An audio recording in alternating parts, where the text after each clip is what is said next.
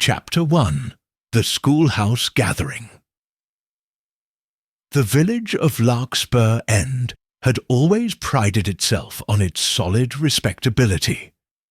Nestled between rolling meadows and dense oak woods, its neat stone cottages and prim gardens seemed to proclaim to all who, passed that here at least, the English way of life remained unshaken. At its heart stood St. Cuthbert's Schoolhouse, an imposing Victorian structure of red brick and ivy, built during Queen Victoria's reign, and looking as though it intended to survive well beyond the present one. Though the student body had shrunk over the years, with most children sent to larger schools in nearby Market Chiddington, the villagers remained fiercely protective of their little schoolhouse. Thus, it was with particular excitement that Larkspur End gathered there on a bright, crisp afternoon in late September. A fete had been organised, part garden party, part school fundraiser.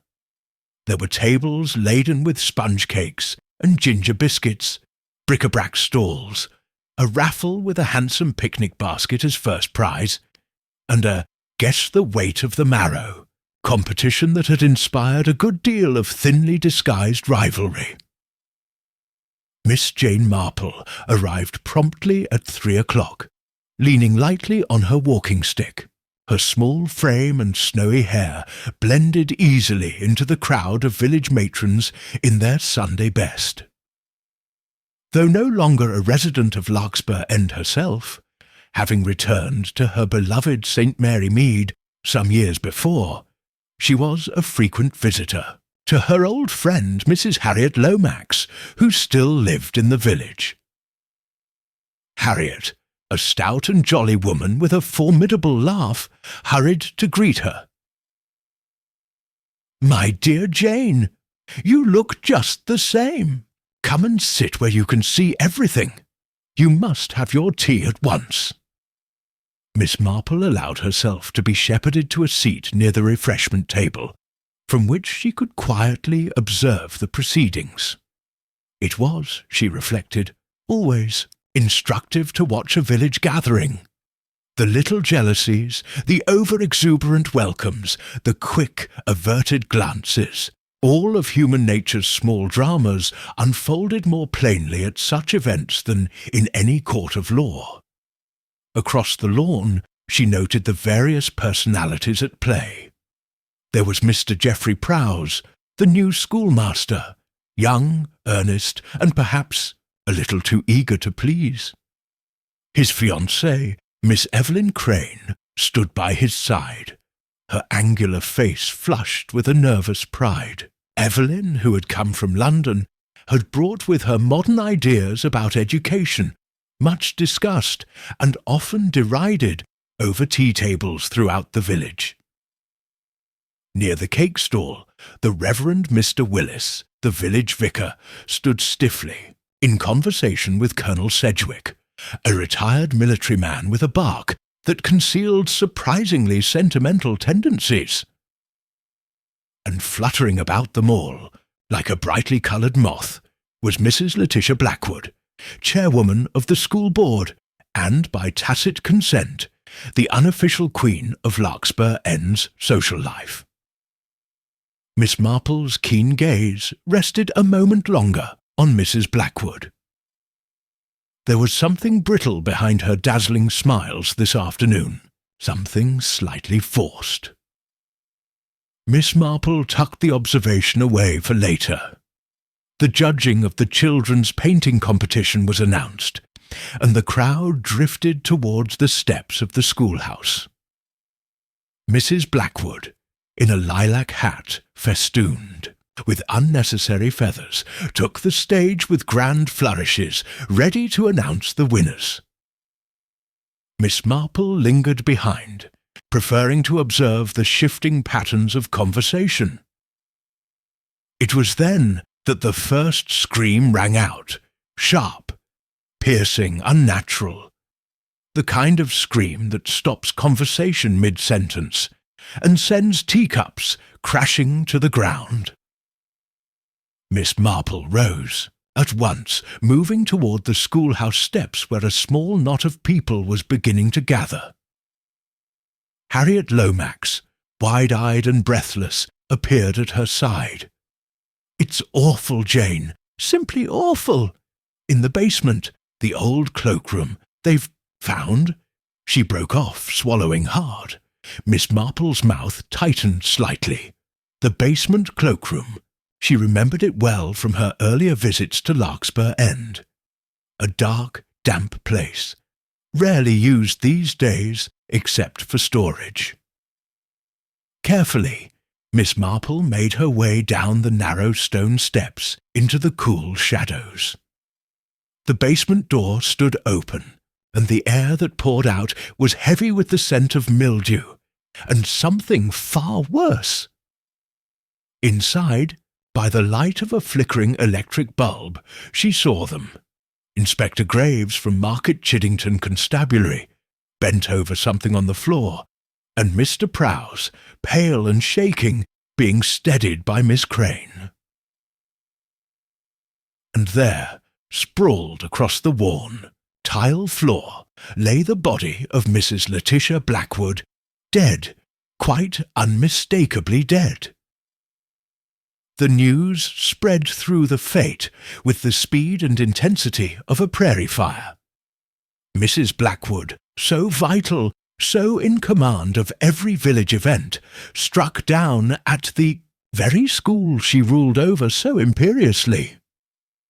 In the tea-tent, conversation buzzed furiously. "Heart attack, poor thing," said Mr. Sanders, the village carpenter. "Nonsense! Didn't you hear what Dr. Morley said? Bruising on the neck." Mrs. Castleton whispered in horrified tones, "Strangled, if you ask me." "Strangled at a school fete," gasped Miss Beasley from the post office. Meanwhile, Inspector Graves took charge with professional briskness. He ordered the grounds closed, the fete abandoned, and statements collected from all present. Miss Marple, ever discreet, remained by Harriet's side, listening rather than speaking. Already theories abounded. A vagrant, some said, sneaking in, to steal the proceeds of the raffle. A grudge, whispered others. Hadn't Mrs. Blackwood made enemies with her high-handed ways? Miss Marple, sipping her slightly cold tea, pondered quietly. Mrs. Blackwood had indeed made enemies, but the act had been deliberate, brutal, and opportunistic, committed inside the schoolhouse itself, in the familiar dark of the cloakroom. Not a crime of sudden rage, not a random attack. No, Miss Marple thought, smoothing the folds of her skirt. This was the work of someone who had known the schoolhouse well, someone who had blended seamlessly into the festivities, smiled at neighbours, eaten Victoria sponge, and harboured murder in their heart. She watched, the villagers with quiet, piercing eyes. The shadows beneath the schoolhouse hid more than mildew and forgotten coats. They hid secrets. And Miss Marple, as always, intended to bring them to light. Chapter 2. The Village Whispers. By the following morning, the village of Larkspur End was practically vibrating with tension. The quiet lanes and prim gardens had not seen such agitation since the scandal of the vicar's nephew and the missing communion silver some 15 years earlier. From the bakery to the post office, from the Green Dragon pub to the pews of St. Cuthbert's, the topic was the same: the shocking death of Mrs. Letitia Blackwood. Miss Marple, enjoying her modest breakfast of porridge and toast in Mrs. Lomax's bright kitchen, allowed herself a faint smile as she listened to Harriet's breathless recounting of the latest theories. "It was a tramp, surely," Harriet declared, waving her butter knife for emphasis. "Slipped into the grounds during the fete. Everyone's so busy, you know." He probably meant to steal the raffle takings. Miss Marple stirred her tea thoughtfully. "Perhaps," she said mildly, "though I wonder." Harriet blinked. "Wonder?" Miss Marple nodded, her voice placid. "Strangulation is a very personal method, Harriet. Messy, risky. It requires proximity, confidence, not the sort of thing one imagines that an opportunistic thief would choose." Harriet frowned. "Well, but," she began, then fell silent. Miss Marple sipped her tea, her blue eyes twinkling. Gossip was, she thought, an invaluable tool for uncovering truth, but only if one knew how to separate the wheat from the chaff. And in Larkspur End this morning there was a great deal of chaff. After breakfast, the two ladies ventured out to pay calls, a perfectly respectable activity for a day following such a scandalous event. Their first stop was the bakery, where Miss Gibbons, the proprietress, bustled about behind the counter, her face flushed from both heat and excitement. "Terrible business, terrible," she said, handing Harriet a paper-wrapped loaf. "And at the schoolhouse, no less. It's a wonder the children didn't stumble across the poor woman first." Miss Marple tilted her head innocently. "I thought the basement cloakroom wasn't used any more." Miss Gibbons leaned closer, lowering her voice. "Oh, no, Miss Marple. Not since the new lavatories were put in. That part of the building's just for storage now. Old desks, broken chairs, that sort of thing." She glanced around before adding in a fierce whisper, "And anyone who's been near it knows how dark it is down there. You'd have to know the place to find your way." Miss Marple offered a small, serene nod. Exactly as she had suspected. Not a vagrant, then. Someone familiar. Someone local. Their next stop was the post office, where Miss Beasley presided like a queen from behind her high wooden counter. She leaned forward eagerly as Miss Marple approached. "They say," she confided in a stage whisper, "that Mrs. Blackwood had been receiving anonymous letters." Harriet gasped. "Surely not." Miss Marple smiled politely. "How alarming! Did anyone see these letters?" Miss Beasley shook her head, clearly disappointed. "Not that I know of. But Mrs. Castleton said she heard it from her cousin, who heard it from the maid at the vicarage." Miss Marple pressed her gloved hand lightly to her cheek, as if concerned. "Anonymous letters are a very wicked thing," she said softly. "They tend to reveal far more about the sender than about the intended target." Miss Beasley, slightly wrong-footed, nodded uncertainly. Miss Marple tucked the information away. Rumour of letters could mean many things. Personal resentment, blackmail, hidden scandals.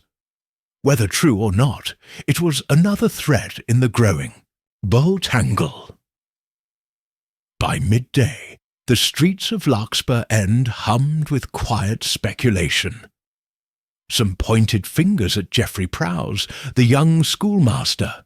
He stood to benefit if Mrs. Blackwood resigned, whispered Mr. Simmons, the butcher.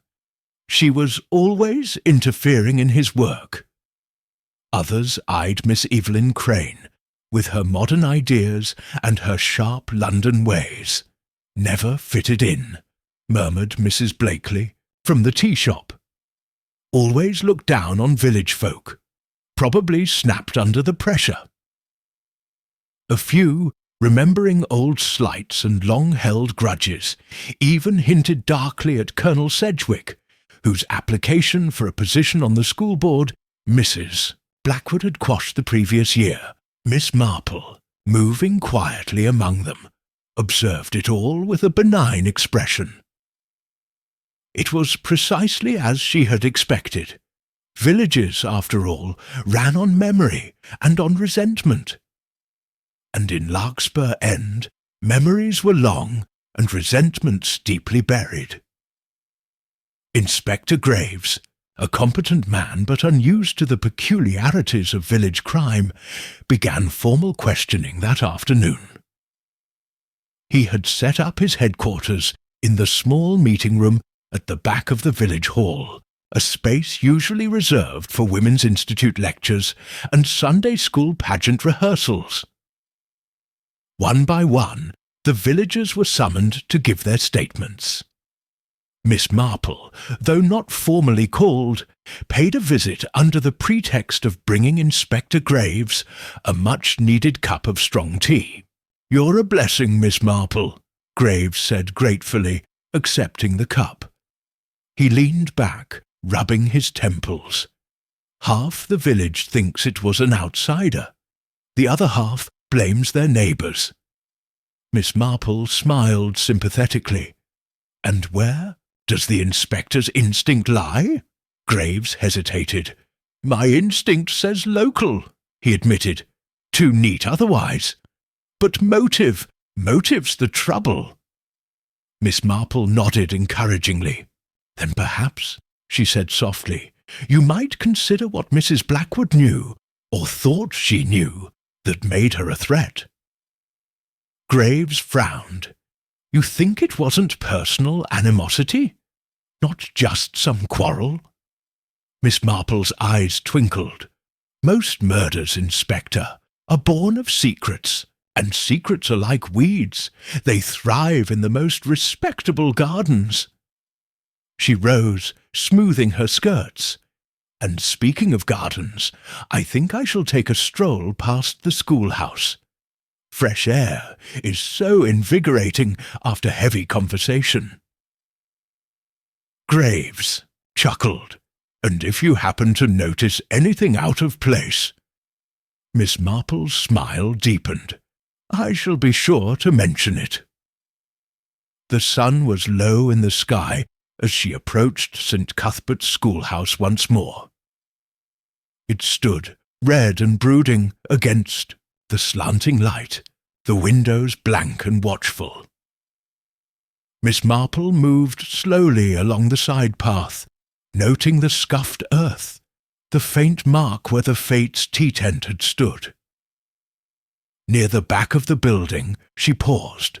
The basement door, hastily boarded after the discovery, bore a fresh set of footprints in the damp earth. Larger than a woman's, but smaller than the Colonel's boots. Miss Marple knelt carefully, studying them. Someone had been here since the crime.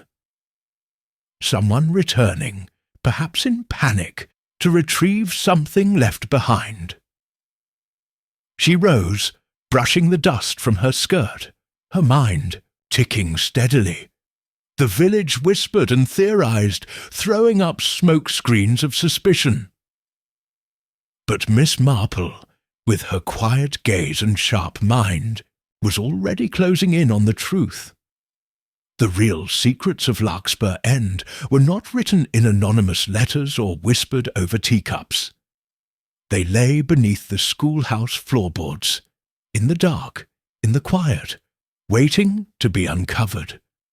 And Miss Marple, as always, would be the one to bring them to light. Chapter 3. Early Clues and Hidden Motives. The following morning was one of those pale English days where the mist clung stubbornly to the fields, lending everything a muted, expectant hush. It was a day, Miss Marple thought, suited to quiet reflection and quiet inquiry. After breakfast she set out once again, her pace measured, her eyes observing everything and missing nothing.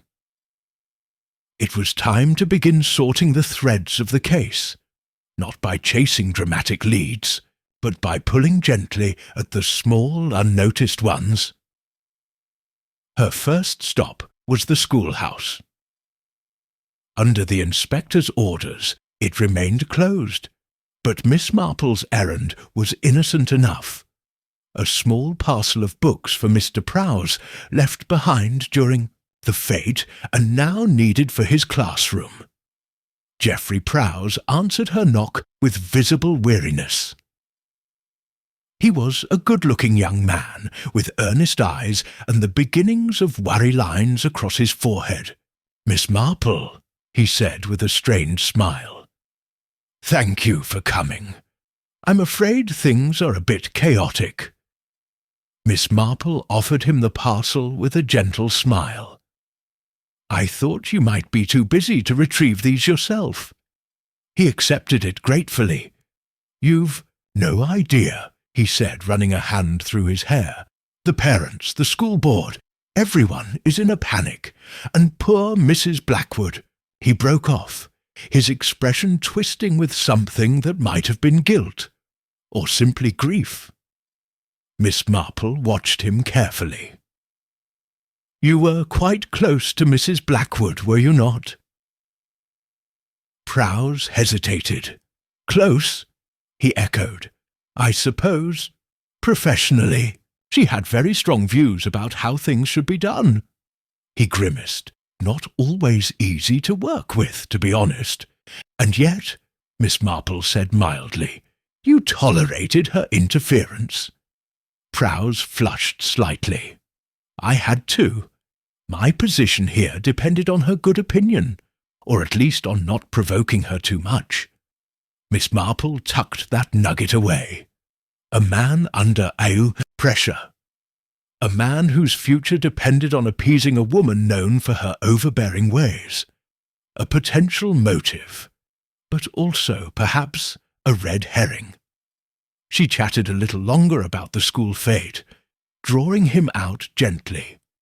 No, he had not seen anything suspicious that afternoon.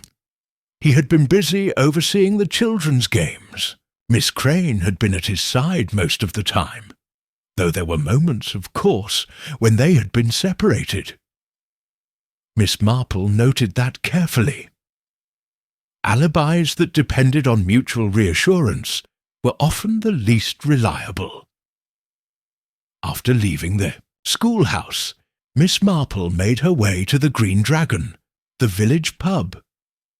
Though it was too early for regular patrons, the landlord, Mr. Hawkins, was busy polishing the brass rail behind the counter. He greeted Miss Marple warmly. "Terrible business, ma'am, terrible." Miss Marple accepted a small lemonade and seated herself near the window. "It has unsettled everyone," she agreed. "And poor Mrs. Blackwood. So much energy, so much involvement."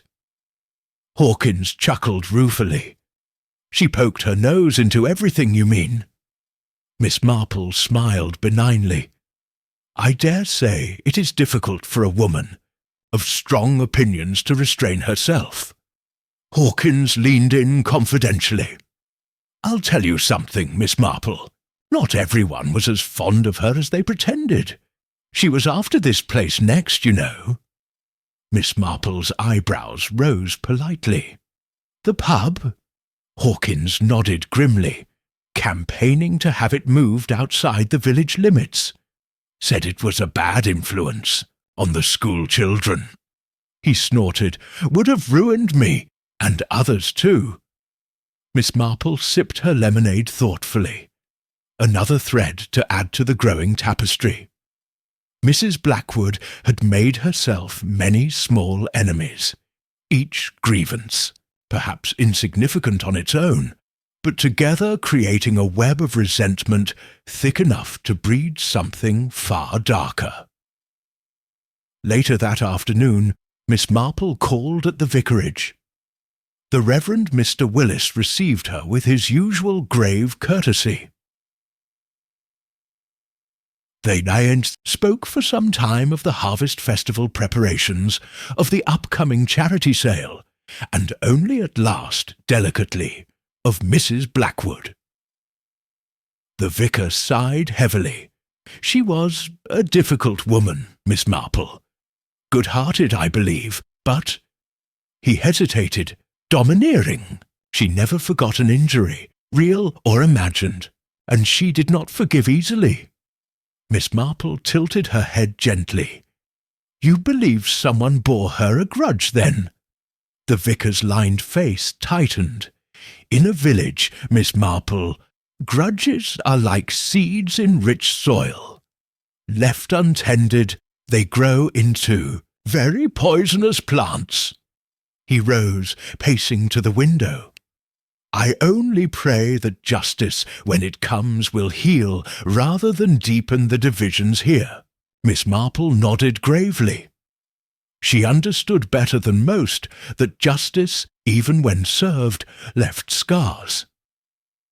That evening, Miss Marple sat by the fire at Mrs. Lomax's cosy house, knitting steadily as the wind rattled the windows. Harriet, bustling in with a fresh pot of tea, sighed dramatically. "Another letter from my niece," she announced. "She's convinced the murderer was a madman, escaped from a lunatic asylum." Miss Marple chuckled softly. "The simpler explanations are often the truest, Harriet." She paused, her needles flashing in the firelight. "The question we must ask is not merely who hated Mrs. Blackwood, but who feared her." Harriet frowned. "Feared her?"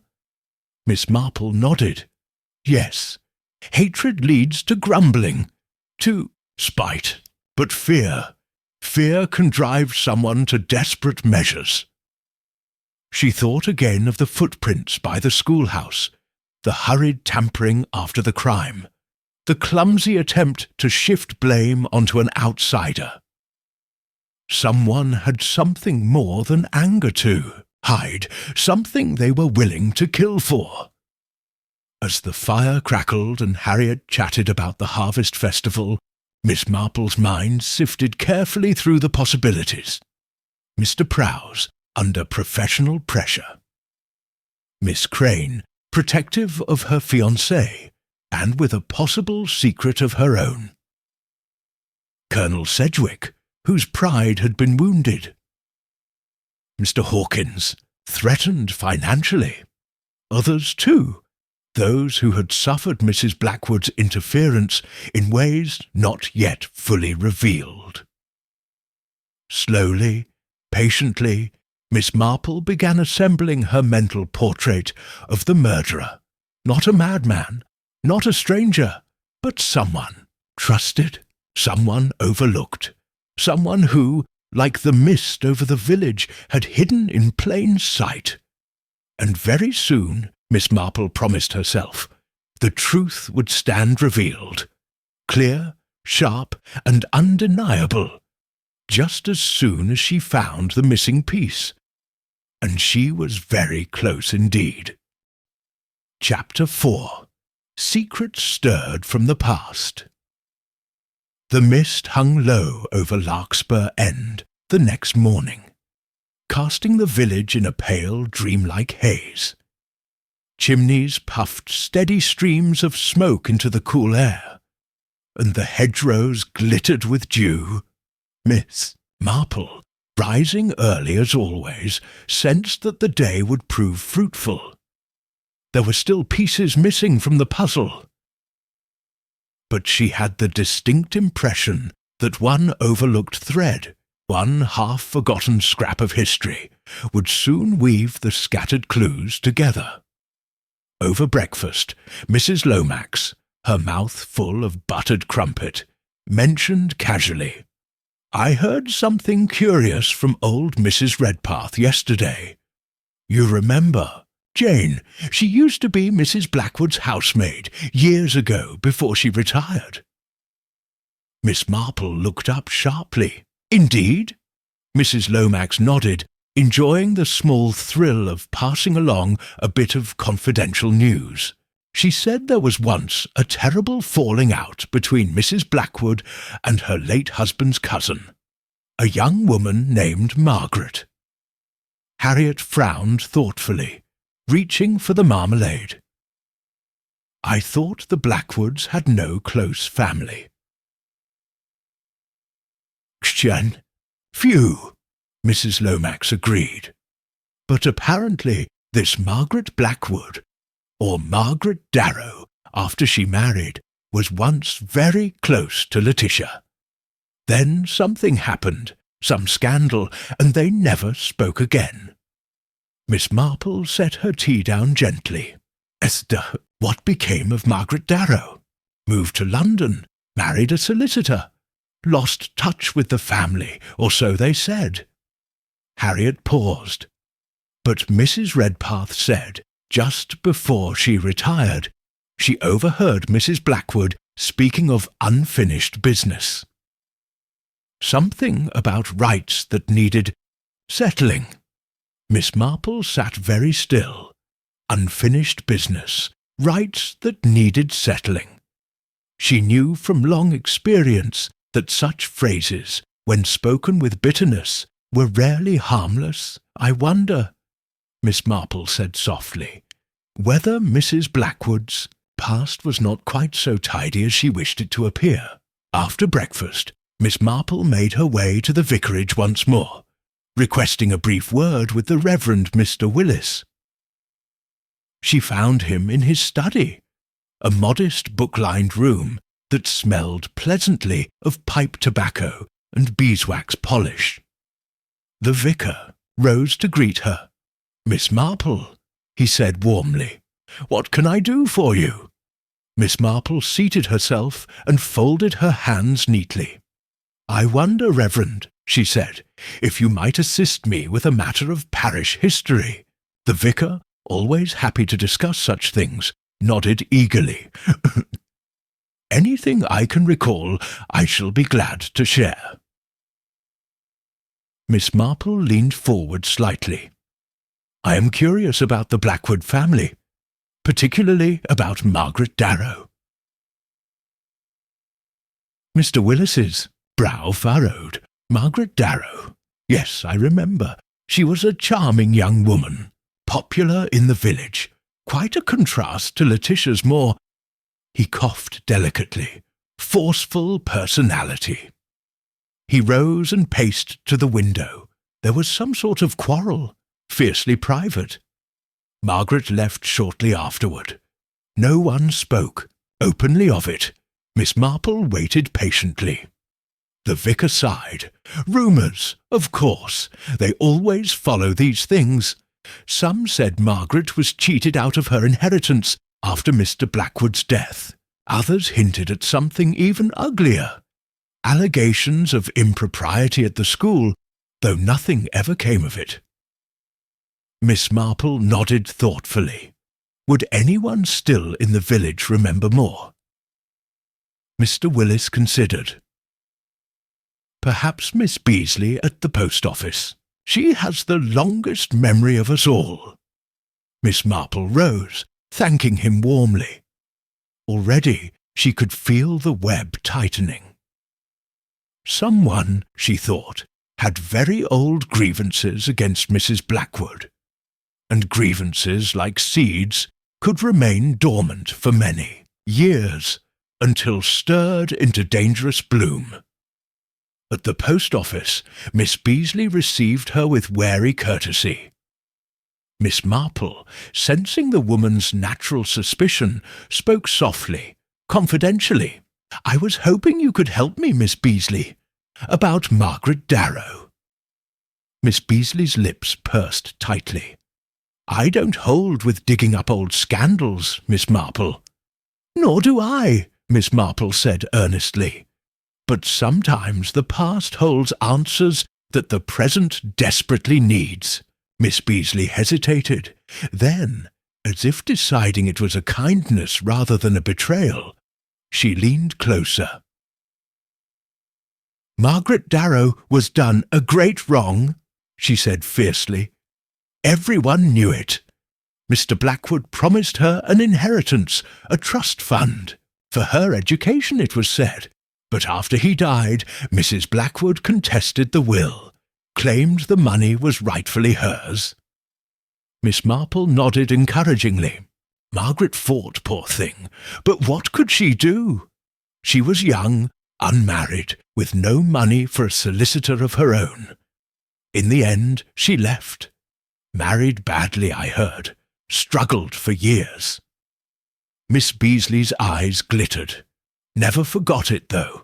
Never forgave. Miss Marple absorbed this without comment. And her children? Miss Beasley shook her head. Only one, I think. A daughter. Name escapes me now. Miss Marple smiled kindly and took her leave.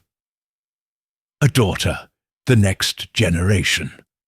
And if that daughter had returned, quietly, anonymously, to Larkspur End?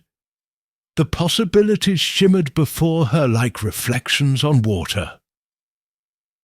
That evening, as the shadows deepened over the village, Miss Marple sat knitting by the fire. Harriet, reading aloud from the Mid-Chiddington Gazette, broke off suddenly. "Oh, Jane, look at this! The new school secretary! They've hired someone to assist Mr. Prowse temporarily." Miss Marple looked up, her needles pausing. "Indeed?" Harriet nodded, scanning the notice. "Miss Marjorie Dale. Began just after the summer term. From London." Miss Marple's eyes sharpened. Marjorie Dale! An innocuous name. But how easy it would be to adapt Margaret Darrow into something safer, something less noticeable. A coincidence, perhaps. But Miss Marple had long ceased believing in coincidences where murder was concerned. Quietly, carefully, she began forming her plan.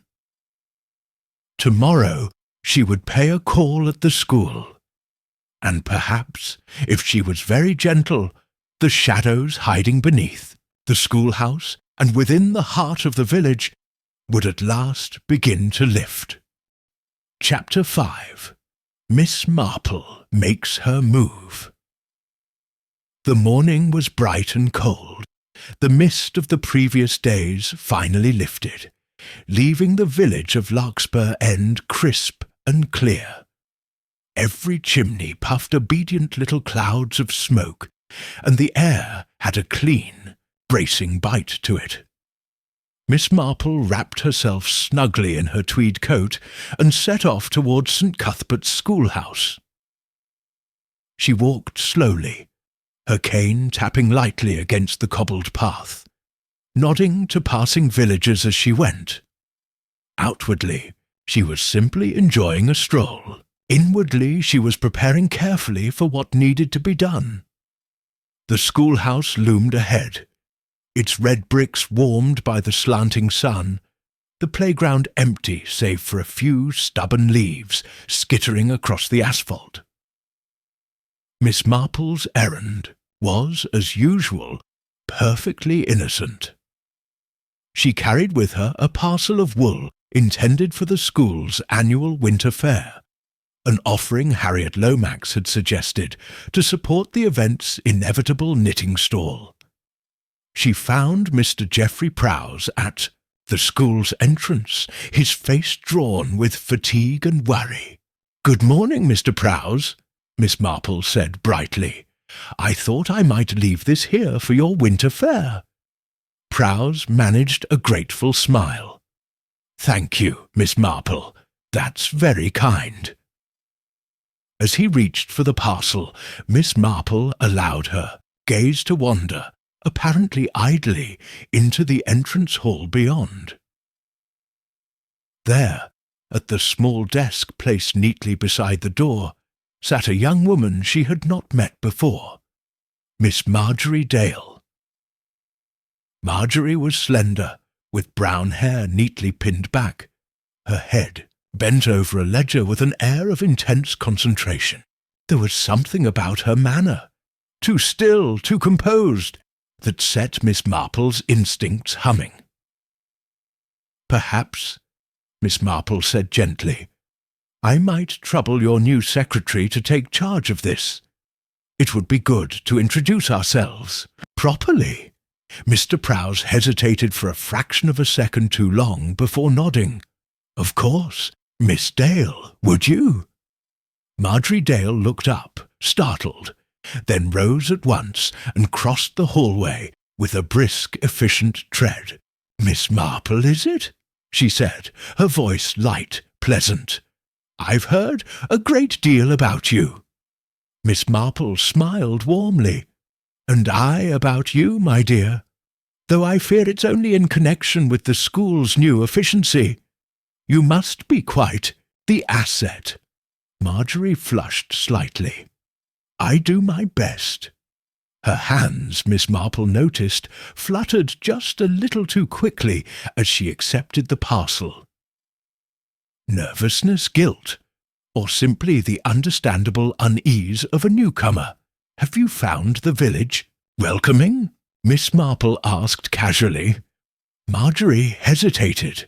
"Everyone has been very kind," she said, "though it's quite different from London." Miss Marple chuckled. "Indeed it is.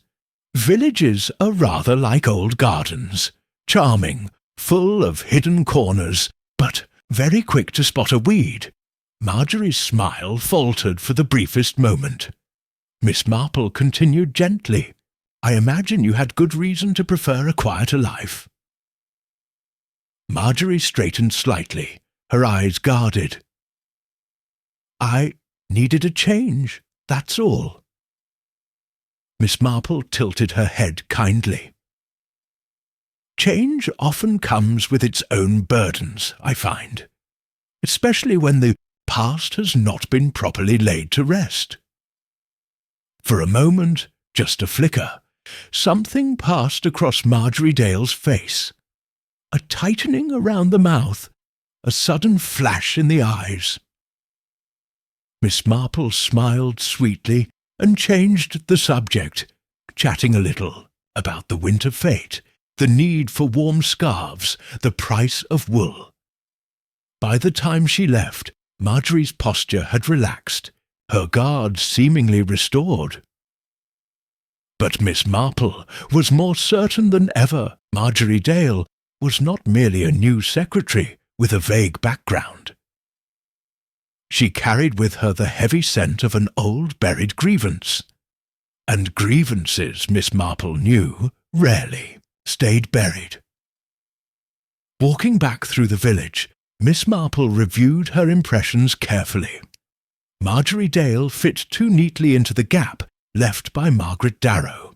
The timing of her arrival, the slight hesitations when speaking of her past, the nervousness around authority figures like Mr. Prowse, all pointed to a woman carrying hidden weight. But suspicion was not proof. Proof, as always, lay in behaviour, and the most revealing behaviour often came not when one was confronted, but when one was lulled. Miss Marple decided to set a small, harmless-seeming trap. That afternoon, under the pleasant pretence of organising for the winter fete, Miss Marple invited several villagers to tea at Mrs. Lomax's house, an informal gathering with knitting and chatter aplenty. Miss Dale was among those invited, as was young Molly Redpath, Mrs. Blackwood's former maid's niece, now helping at the school part-time. As the ladies settled with their tea and cakes, the conversation ranged lightly, from weather to recipes to parish matters. Then, very gently, Miss Marple introduced the topic she had prepared. "Such a sad thing," she said, sipping her tea, "about Mrs. Blackwood's old will. So many disputes over it. I do hope the vicar is able to settle everything without too much unpleasantness." Miss Beasley clucked sympathetically. "A right tangle that was," she said. "Poor Margaret Darrow, cheated out of her due." The room stilled slightly. Marjorie Dale, who had been reaching for a biscuit, froze mid-motion. Miss Marple continued blithely. "Wonder what became of her family." They must feel the injustice still." Marjorie's hand trembled. The biscuit crumbled between her fingers. They probably moved on," she said, her voice strained. "People do." Miss Marple smiled kindly. "Sometimes," she agreed, "but old wrongs have a way of calling out to be answered, especially when one's very name is tied to them." Marjorie set her teacup down with a small clink. "I should be getting back," she said abruptly, rising to her feet. "Oh, but surely one more cup," Harriet began, but Marjorie shook her head, her face pale. "Another time. Thank you." She left quickly, almost running down the garden path. The other ladies murmured uneasily. Miss Marple, her expression serene, sipped her tea. She had seen all she needed. Later that evening, as the first stars pricked the autumn sky, Miss Marple wrote a quiet note to Inspector Graves. She laid out her suspicions simply. A young woman with a hidden past. A deep grievance linked to Mrs. Blackwood. A sudden opportunity and a desperate act. She did not claim certainty. Miss Marple, unlike the inspector, knew that human nature was rarely tidy enough for absolutes. But she knew the right direction to look. And very soon she felt certain the truth would step fully into the light. Chapter 6. The Final Clue. Hidden in plain sight. Inspector Graves arrived at Mrs. Lomax's doorstep the next morning, his face lined with weariness but also keen interest. Miss Marple received him with her usual gentle hospitality, ushering him into the sunny front parlour where the kettle was already steaming. "You're convinced about Miss Dale?" he asked once they were seated. Miss Marple smiled faintly, pouring out the tea. "I am convinced, Inspector, that she bears a heavy burden tied to Mrs. Blackwood's past. Whether she acted on it, that is another matter." Graves frowned. "I'll need more than suspicion to make an arrest." "Naturally," Miss Marple agreed, passing him the milk jug. "That is why we must find the final, undeniable link." She stirred her own tea thoughtfully. "I believe it lies not in what Miss Dale has said, but in what Mrs. Blackwood herself did shortly before her death." Graves leaned forward. "You mean the unfinished business?" "Precisely," said Miss Marple.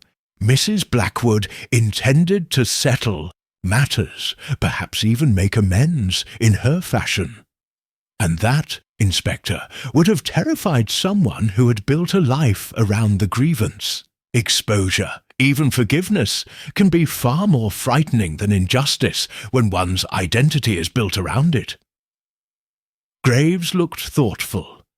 "So we should look for what Mrs. Blackwood left behind." Miss Marple nodded. "I suggest we begin with her private papers." By noon they were at Primrose House, Mrs. Blackwood's imposing Victorian residence, now eerily silent behind its black iron gates. Mrs. Symes, the housekeeper, led them into the late matron's study, a dark, fussy room lined with mahogany bookcases and heavy damask curtains. Inspector Graves set to work methodically, opening drawers, flipping through ledgers and appointment books. Miss Marple, meanwhile, moved with quiet precision, her gaze drifting not over what was prominent, but what was tucked away. The letter rack, the wastebasket, the inconspicuous cubbyholes of the great roll-top desk.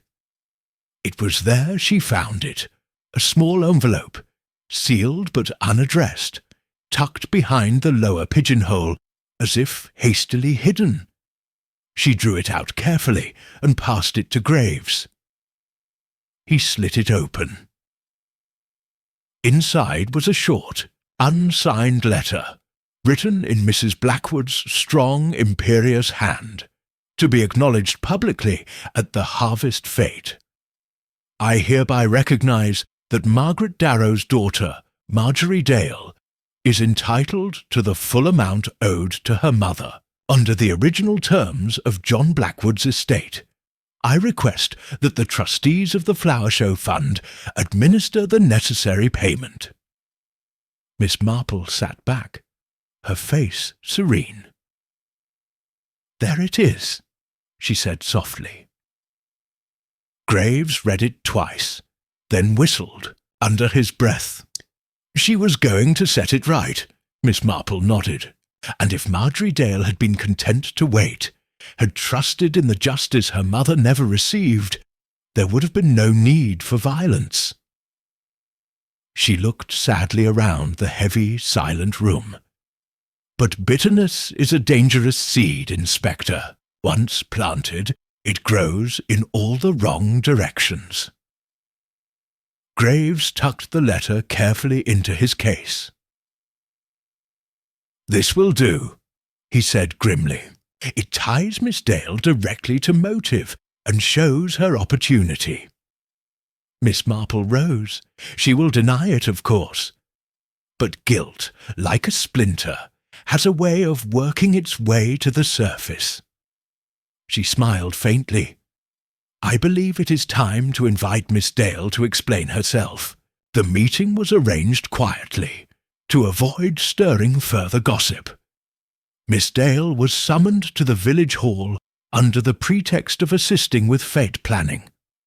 She arrived looking pale but composed, her hands folded tightly in front of her. Inspector Graves greeted her formally, his expression neutral. Miss Marple sat nearby, knitting serenely. "Miss Dale," Graves said, "we have come across a document written by Mrs. Blackwood before her death." He laid the letter gently on the table between them. Marjorie's eyes dropped to it, and in that instant Miss Marple saw the truth revealed more clearly than in any confession. The young woman's body sagged, the blood draining from her face. "No," she whispered. "She was going to—" She broke off, biting her lip hard. Graves leaned forward gently.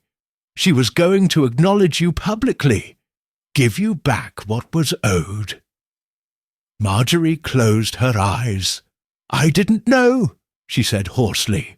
I thought she would never admit it. I thought she'd—" She pressed both hands to her mouth, stifling a sob. Miss Marple's needles clicked softly in the silence. "It is difficult," she said, her voice gentle, "to carry the weight of old wrongs. Harder still to accept that time changes even hardened hearts." Marjorie looked up, tears brimming. "I didn't mean to," she said brokenly. "I just wanted to confront her, to force her to admit it. But she laughed. She said I had no proof, and I... She buried her face in her hands." Graves rose slowly. "You will have to come with me, Miss Dale." She nodded numbly, offering no resistance. She was led away. Miss Marple gathered her knitting calmly and rose. Another tragedy, she thought, born not from evil, but from despair. It was a different sort of evil, but no less deadly. That evening, Larkspur End buzzed quietly with news of the confession. Few details were made public, only that the crime had been personal, not the work of an outsider. The village, relieved that no monstrous stranger stalked their streets, began the slow work of resettling itself. Miss Marple sat by the fire at Mrs. Lomax's once more, sipping her tea. Harriet, her knitting lying forgotten in her lap, shook, her head in wonder. "All over a grievance from years ago," she said. It hardly seems real." Miss Marple smiled sadly. "Human nature, my dear. Very real, very stubborn, and very slow to heal." Harriet sighed. "At least it's over now." Miss Marple set her cup down. "Nothing is ever truly over, Harriet. But it is enough for now that justice was done." Outside, the church bells chimed gently in the misty dark. Life in Larkspur End would go on, not unchanged, but perhaps, Miss Marple thought, with a little more caution, a little more kindness, and a little less certainty about the faces people wore. She picked up her knitting once more, the needles flashing in the firelight. There would always be more mysteries. But for tonight at least, the village slept a little easier. Chapter 7. The Harvest Festival and Miss Marple's Final Reflection. 2 weeks after Marjorie Dale's quiet removal from Larkspur End, life in the village had for the most part slipped back into its familiar rhythm. The Harvest Festival, postponed after the tragedy, was rescheduled for the first weekend of October, and the villagers threw themselves into preparations with a kind of determined vigour, as if, by celebrating life and plenty, they could banish the lingering shadow that Mrs. Blackwood's death had cast. Miss Marple, ever the quiet observer, watched it all unfold with a gentle, knowing eye. The church was dressed in its finest, shocks of golden wheat flanking the altar, baskets of apples, pears, and squashes lining the aisles, and thick ropes of ivy and Michaelmas daisies twining around every pillar. The congregation sang with particular gusto that Sunday morning, their voices rising to the rafters, filling the air with an almost defiant joy. After the service, the village green blossomed into cheerful activity. There were stalls of homemade jams and pickles, knitted socks and mittens, country wines in brown glass bottles, and even a modest pony ride for the children, supervised sternly by Miss Felton, the schoolmistress. Miss Marple moved through the festivities quietly, exchanging pleasantries, noting small changes. Young Molly Redpath, once so timid, had blossomed into confidence, accepting compliments on her jam tarts with a shy but genuine smile. Major Sedgwick, his pride soothed by small victories on the fete committee, presided grandly over the sack races, and Geoffrey Prowse, the young schoolmaster, walked hand in hand with Miss Evelyn Crane, their engagement officially announced and greeted with warm congratulations rather than whispered speculation. Miss Marple accepted a cup of tea from Harriet Lomax, seating herself on a bench beneath the old oak tree that overlooked the green. Harriet sighed contentedly beside her. "It's good to see everyone pulling together again," she said. Miss Marple smiled faintly. "It is in our nature to rebuild, Harriet, even after storms." They sat for a moment in companionable silence, watching the children chase one another among the stalls. Harriet glanced sideways at her. "Do you think, Jane," she asked hesitantly, "that the village will ever truly forget what happened?" Miss Marple's smile deepened, touched with sadness. "Not forget, my dear, but remember differently. The sharpness will dull with time. Memories will soften, and the tragedy will fold itself into the village's tapestry of old stories." She sipped her tea. People are very good at remembering what they can live with, and quietly setting aside what they cannot. Harriet nodded, looking thoughtful. "And what about you, Jane? Do you ever find it difficult carrying all those truths?" Miss Marple looked out across the green, her eyes thoughtful. "Sometimes," she said softly. "But it is better to see clearly, even when the view is not a pleasant one. Better to understand than to be blind." Harriet squeezed her hand gently. "You do more good than you know." Miss Marple chuckled. "My dear, I am simply an old woman who enjoys knitting and watching human nature unfold." But there was a warmth in her voice, a quiet satisfaction. As the afternoon wore on, the competitions were judged. Molly Redpath won a blue ribbon for her baking. Young Tommy Prentice, the vicar's nephew, triumphed in the vegetable animal competition, with an impressively lifelike hedgehog made of potatoes. Miss Beasley took first prize for her blackberry wine, though it was widely agreed that her success owed more to lack of competition than to her actual brewing skills. Miss Marple was awarded a small prize herself, a polished wood paperweight, for services to the community, an honour devised rather hastily by the Fate Committee in gratitude for her discreet but invaluable role in restoring peace. She accepted it with quiet amusement. After all, the paperweight would be useful, and very few people in Larkspur End would ever know just how much they owed to a quiet elderly lady with an eye for detail and a deep understanding of human frailty. That evening, as twilight fell and the last of the Fates' bunting was packed away, Miss Marple returned to Mrs. Lomax's cosy cottage.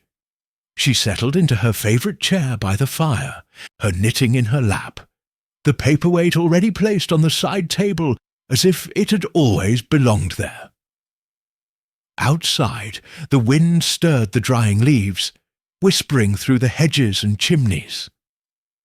Inside, all was warm, familiar, and safe. Harriet bustled about making cocoa, humming under her breath. Miss Marple smiled to herself. There would be other mysteries, in other villages, on other days. But for now, peace had been restored to Larkspur End. The anger, the grief, the bitterness that had festered beneath the surface had been dragged into the light, and though scars remained, life would go on. It always did. Miss Marple set aside her knitting and picked up her book, but for a long moment she did not read. She simply sat, savouring the quiet, the simple, hard-won goodness of an ordinary evening. Outside, the stars began to prick the sky with tiny points of light, and inside, Miss Marple, watcher of human hearts and secrets, allowed herself the rare luxury of simply being. Chapter 7. The Harvest Festival and Miss Marple's Final Reflection. 2 weeks after Marjorie Dale's quiet removal from Larkspur End, life in the village had for the most part slipped back into its familiar rhythm. The Harvest Festival, postponed after the tragedy, was rescheduled for the first weekend of October, and the villagers threw themselves into preparations with a kind of determined vigour, as if, by celebrating life and plenty, they could banish the lingering shadow that Mrs. Blackwood's death had cast. Miss Marple, ever the quiet observer, watched it all unfold with a gentle, knowing eye. The church was dressed in its finest, shocks of golden wheat flanking the altar, baskets of apples, pears, and squashes lining the aisles, and thick ropes of ivy and Michaelmas daisies twining around every pillar. The congregation sang with particular gusto that Sunday morning, their voices rising to the rafters, filling the air with an almost defiant joy. After the service, the village green blossomed into cheerful activity. There were stalls of homemade jams and pickles, knitted socks and mittens, country wines in brown glass bottles, and even a modest pony ride for the children, supervised sternly by Miss Felton, the schoolmistress. Miss Marple moved through the festivities quietly, exchanging pleasantries, noting small changes.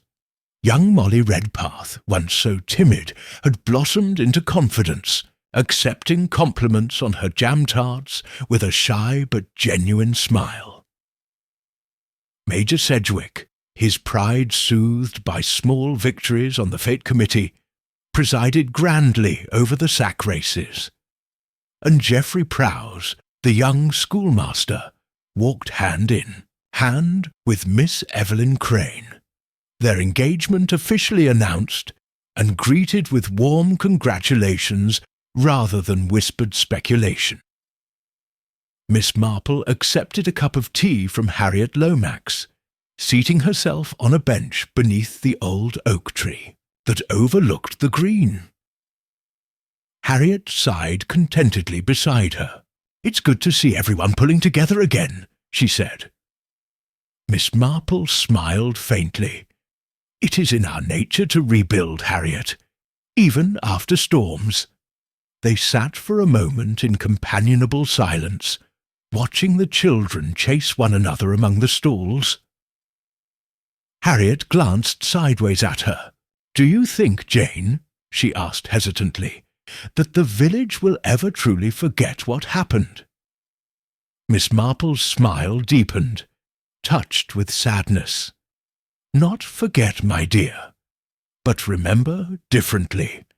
The sharpness will dull with time, memories will soften, and the tragedy will fold itself into the village's tapestry of old stories." She sipped her tea. People are very good at remembering what they can live with, and quietly setting aside what they cannot. Harriet nodded, looking thoughtful. "And what about you, Jane? Do you ever find it difficult carrying all those truths?"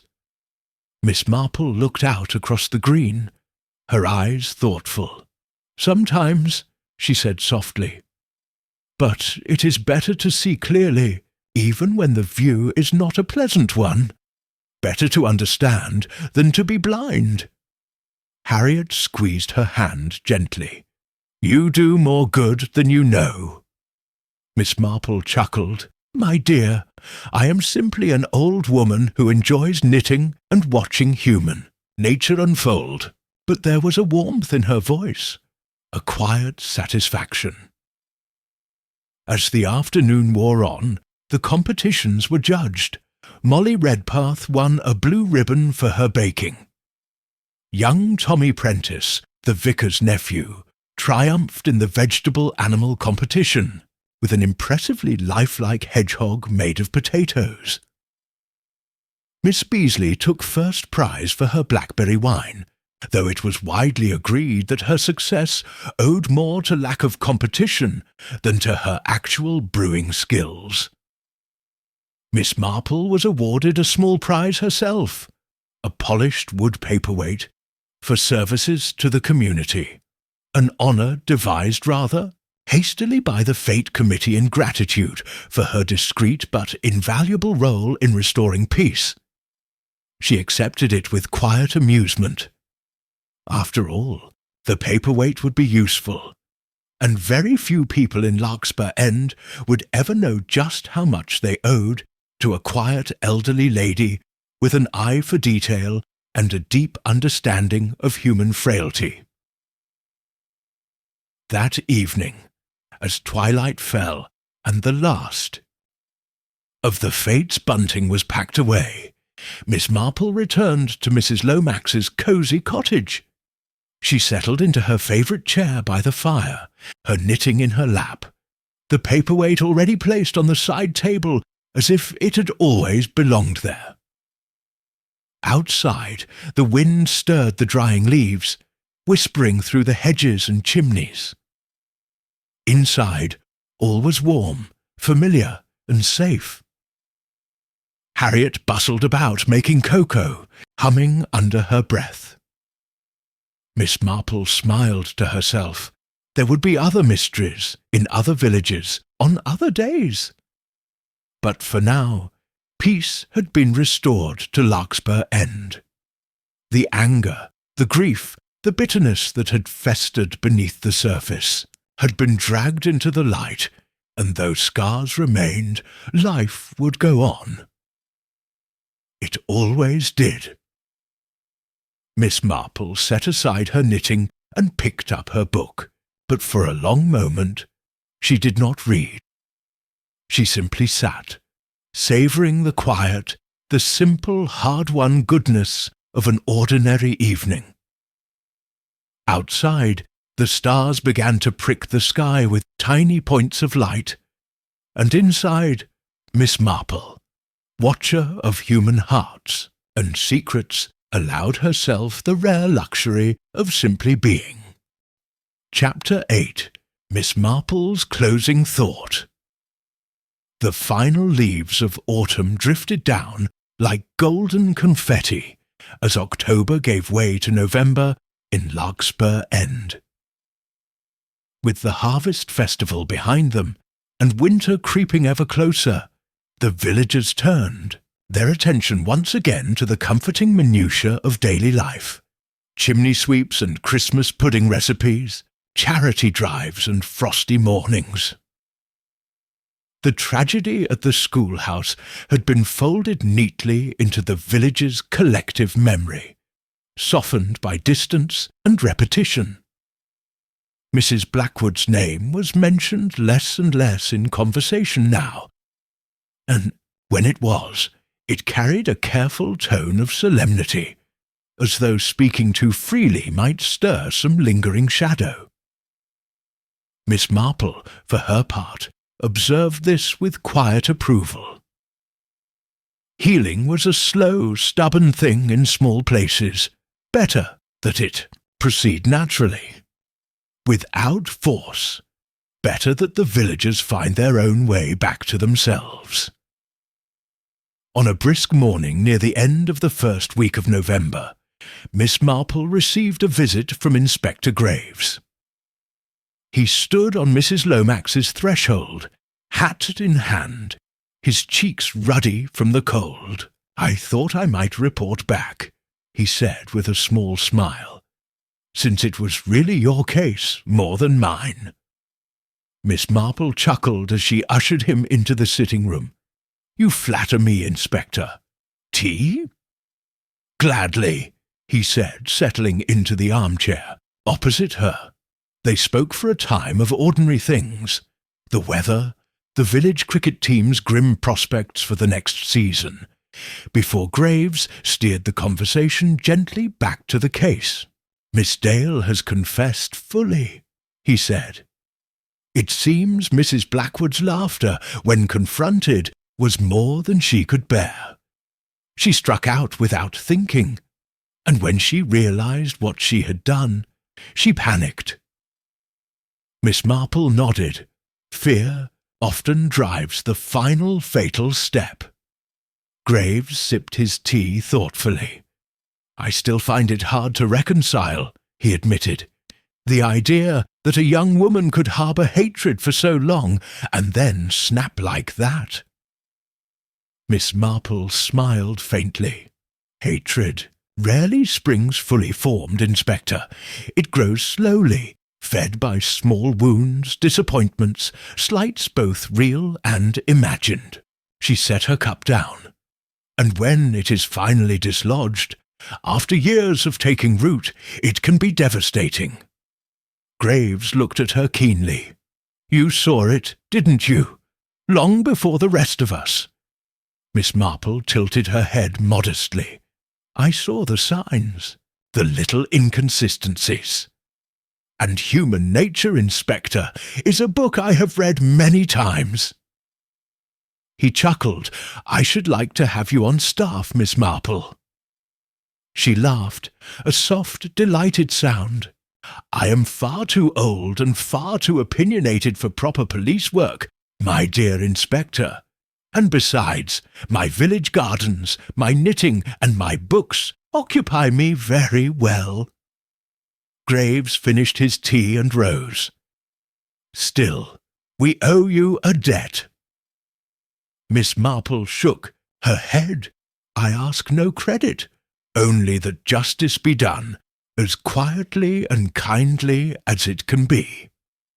He nodded solemnly, touching his hat as he left. That afternoon, Miss Marple ventured out for a walk. The village green was dusted with frost, the grass stiff underfoot. Children's laughter floated from the schoolyard, bright, unburdened. Life, as it always did, was pressing forward. She paused by the schoolhouse gate, resting her hand lightly on the iron latch. The building looked much the same as ever, solid, unchanging, the bricks catching the weak winter sun. But Miss Marple, with her inward vision, knew that something essential had shifted. The schoolhouse had been a place of old secrets. Now, those secrets had been brought into the light, and the building stood cleaner for it. She continued on, walking slowly past the rows of cottages, the vicarage, the tea shop, with its tempting scent of fresh scones. Along the way, she exchanged nods and small greetings with those she passed. It struck her, not for the first time, that this was the true resilience of villages, not the absence of sorrow or wrongdoing, but the quiet, stubborn refusal to be undone by them. Forgiveness here was not grand or dramatic. It was woven into small, ordinary things. A shared cup of tea, a hand steadying a neighbour's ladder, a smile offered over a market stall. Each gesture, tiny in itself, knitting the torn fabric of the community back together. Miss Marple thought of Marjorie Dale, now facing the long reckonings of justice, and of her mother, Margaret Darrow, who had once trusted and been betrayed. A tragedy passed from one generation to the next, but even tragedies, she mused, did not have to define a life forever. Not if there was courage enough to face the truth, and kindness enough to offer, when possible, a way forward. As twilight fell, Miss Marple returned to Mrs. Lomax's cottage, her cheeks pink from the cold. Harriet bustled to and fro, preparing a hearty supper of stew and fresh-baked bread. Miss Marple settled into her chair by the fire, picking up her knitting with a small sigh of contentment. The flames crackled cheerfully, the clock ticked steadily on the mantelpiece. Outside, the first few stars pierced the indigo sky, silent witnesses to the quiet victories and defeats of human hearts. Miss Marple cast on a new row, her needles clicking softly. There would be other mysteries, of course, other secrets buried beneath polite smiles and hedgerows. But for now, in this small corner of the world, the shadows had been driven back. Not forever, but long enough. She smiled, to herself a small private smile. It was enough. Epilogue. The last bell at St. Cuthbert's winter crept over Larkspur End like a slow, silent tide. By December, the village was tucked beneath a soft quilt of frost.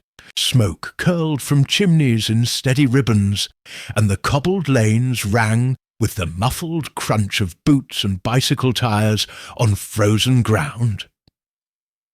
The schoolhouse, St. Cuthbert's, stood firm against the chill, its windows bright with coloured paper garlands, and the faint buzz of Christmas rehearsals, laughter, occasional off-key singing, and the slap of skipping ropes spilled into the cold air. To any passing stranger, the village appeared entirely at peace. and for the most part it was. But among those who remembered the events of the harvest, fete, and they were many, the peace was a more thoughtful one. The villagers had not forgotten Mrs. Blackwood, nor the dark truth that had unfurled from beneath the schoolhouse stairs, but they had folded the memory carefully away, in the manner of people who understood that pain was a guest best acknowledged, then allowed to retreat into the shadows. It was not erasure, but transformation. A fitting sort of justice for Larkspur end. On the final Friday before Christmas, the schoolhouse bell rang out one last time for the year. Children spilled through the gates, arms full of handmade cards and paper chains, voices high with excitement about Father Christmas and snow. Marple watched them from the green, her gloved hands folded neatly over the head of her walking stick. She smiled to see their joy. Life, she thought, always found its way forward, even after dark days. Harriet Lomax bustled up beside her, cheeks pink from the cold. "Come along, Jane," she said cheerfully.